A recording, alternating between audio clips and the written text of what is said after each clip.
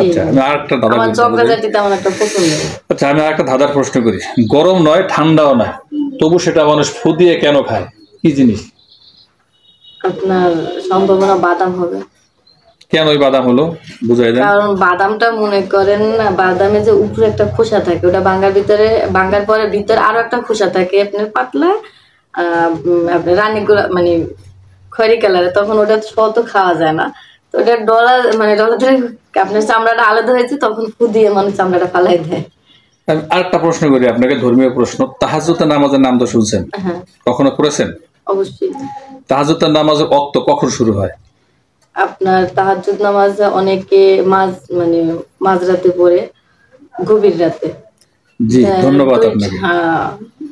কেউ ফজর আজানের আগে পড়ে, কেউ 2টার দিকে পড়ে, মাঝরাতে পড়তে হয়। এই কথাটা সাধারণত যারা নামাজ রোজার সাথে সম্পৃক্ত না তারা বলতে পারবে না। এতেই প্রমাণ করে যে আপনি নামাজ রোজার সাথে সম্পৃক্ত। দর্শক, আমি এই ধরনের প্রশ্নগুলি এজন্যই করে থাকি, বোঝার জন্য আসলে সে কত টাকা ভালো বলছে বা কতটা সে মিথ্যা বলছে, এই কথাগুলোর মধ্যে থেকেই আসলে বেরিয়ে আসে। স্বামীর সংসারে আপনি কাকে বেশি ভালোবাসবেন? স্বামীকে তো বাসবেন, ঠিক আছে, তারপরে কাকে বাসবেন?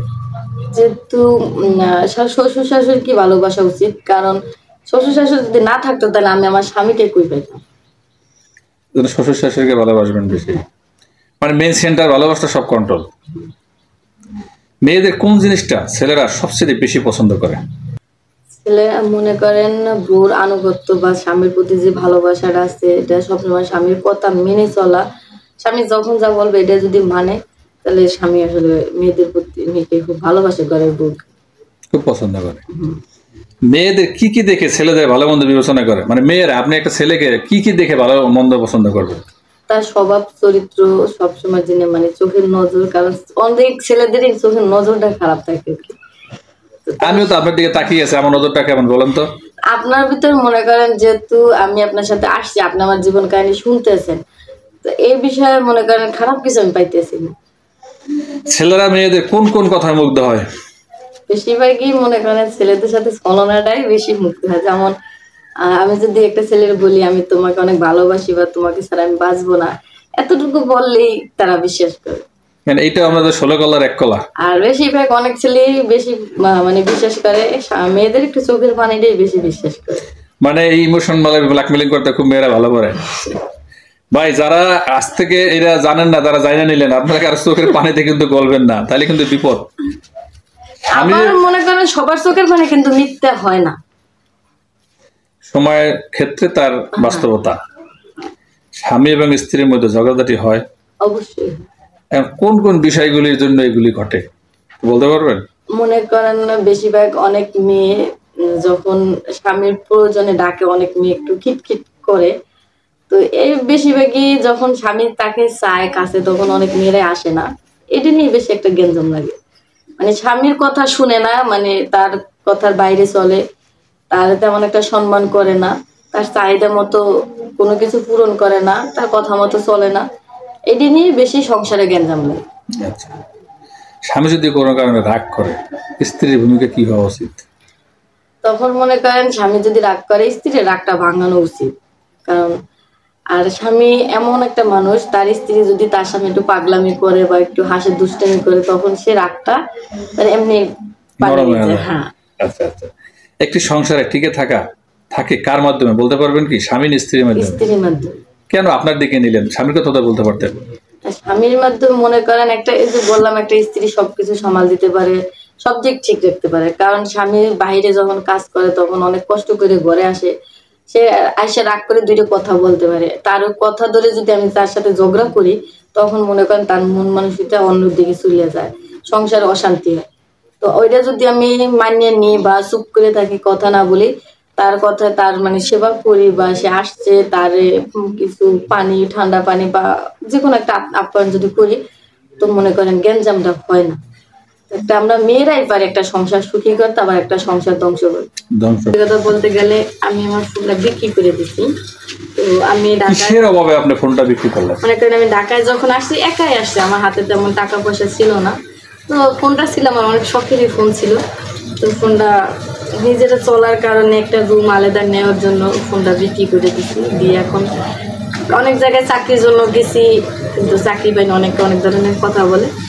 ওই চাকরি খুঁজতে যাই আপনার কথা আমি শুনছি, শোনার পর আপনার এই জায়গায় আসলাম। তো আপনার এই জায়গাতে যাই এবার চাকরি খোঁজার চিন্তা ভাবনা আছে। আচ্ছা, এখন কি আপনি আমাদের এখানে যদি কোনো লোক যোগাযোগ করে, আপনি কি সরাসরি বিয়ে করবেন না প্রেমের আলাপ করবেন?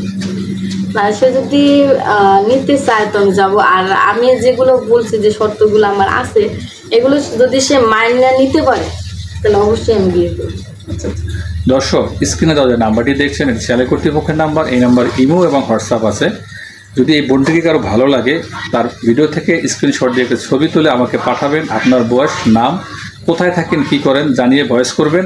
আমরা উপযুক্ত মনে করলে আপনার সাথে যোগাযোগ করে নেব। অযথা আমাদেরকে কি অডিও কল এবং ভিডিও কল দিয়ে পাবেন না, বিরক্ত করে লাভ হবে না, আমরা অনেক ব্যস্ত থাকি।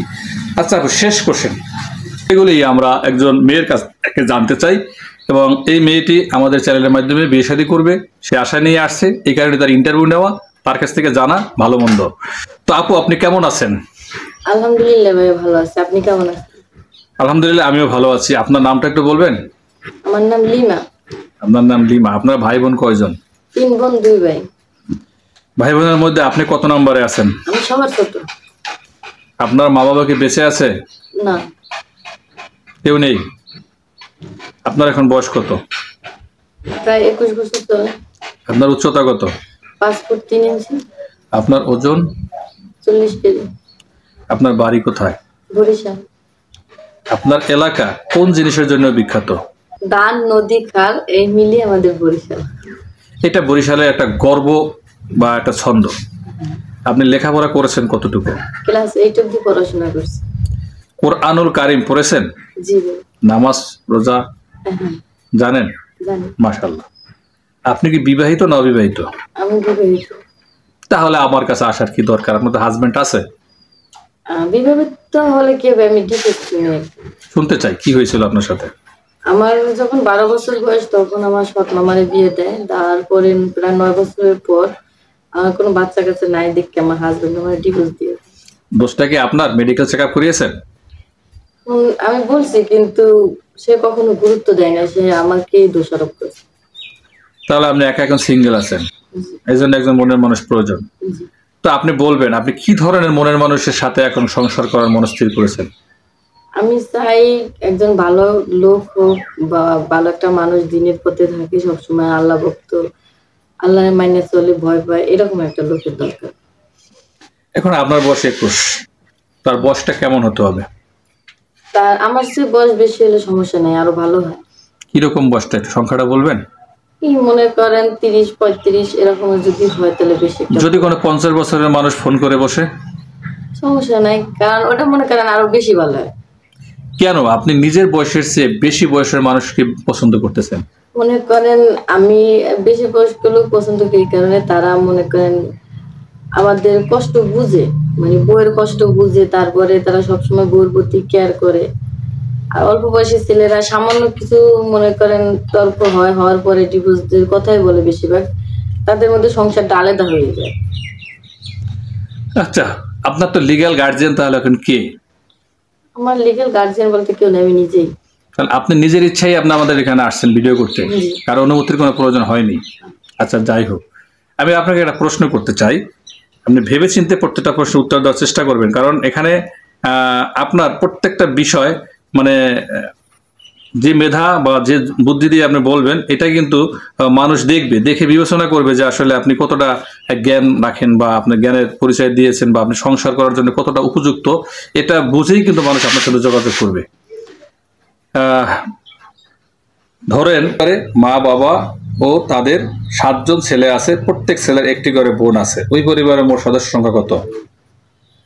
আপনার মনে করেন যেহেতু 7 ভাই, একটি করে বোন, তো বোন একটাই হবে। আর ফ্যামিলিতে জন্য মা বাবা, তো 7 আর 1 8 আর 2 10 10। অনেক মেয়ের এই পরিবারের এই হিসাবটা খুব ভালো করে, অন্য কুইজ দিলে পারে না। আচ্ছা, আমি একটা ইসলামিক প্রশ্ন করি, 5 ওয়াক্ত নামাজের কয়টা ফরজ আছে? 17টি। 17টি। ধন্যবাদ। 5 ওয়াক্ত নামাজের নাম কি কি বলতে পারবেন? অবশ্যই পাবো, কেন পাবো না? একটু বলেন তো শুনি। ফজর, জোহর, আসর, মাগরিব, ইশা। একটি কথা বলুন তো, সুন্দর মেয়ে